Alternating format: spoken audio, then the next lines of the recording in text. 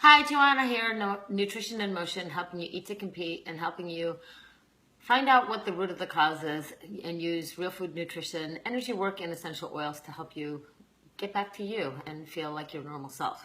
So today is Tuesday, and I'm gonna talk about Try It Tuesday, kale. This is one version of kale which I got from a friend of mine in her garden, and we used to get this variety, not the curly kale, from the farm. Another one you can buy in the grocery store, which I think is a really great way to get the kale in, is your baby greens. So you can get a whole thing of baby kale. It's not as bitter as the curly kale when it's fully grown. And it's a great way that you can incorporate the kale into just about anything. So why kale? Well, it's kind of one of those nutrient-dense foods, and a lot of people call it the powerhouse food. It's only got 35 calories. It's got like 5 grams of fiber.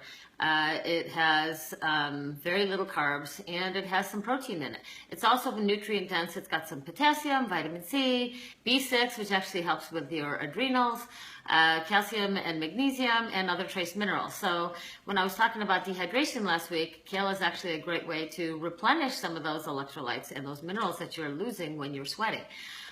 Chlorophyll is a big thing because, you know, the greener the vegetable, the more chlorophyll there is, and those are actually your phytonutrients, which helps to detoxify, helps to remove heavy metals, helps the fiber helps to move things through the digestive tract and eliminate. And yes, I was going to talk about kale chips, Nikki. These are some of the ways that I love to incorporate my kale. Is I basically will take this, the baby kale or the big kale, and just put it into a regular salad. I guarantee you that any party that I've gone to that I have put the kale into a salad, not a single person that I told them that there's kale in and said, really? There's kale? I'm not going to eat it anymore. They never even noticed. So that's one way you can sneak in the kale. If you notice, most of my recipes, there's a way that I'm going to sneak those greens in. I have my frappuccino that I make, and now it's a green frappuccino because I put the greens into it.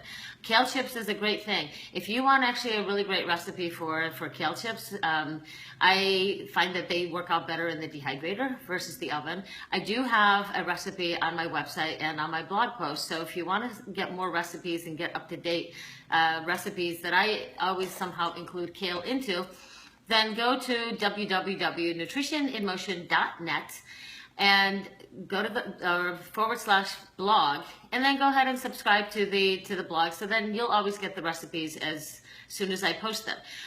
If you have your favorite way of eating kale, I want to know, because kale is one of those things where you can put it into almost anything. And one of the things I also like to do is take these baby kales, put some ghee in a pan, saute it with some garlic, and it cooks really quickly, and it's really good with eggs for breakfast, your dinner. You can have it left over for lunch. It's a great thing. So how do you use your kale? I want to know. Joanna Hodorowska, Nutrition in Motion.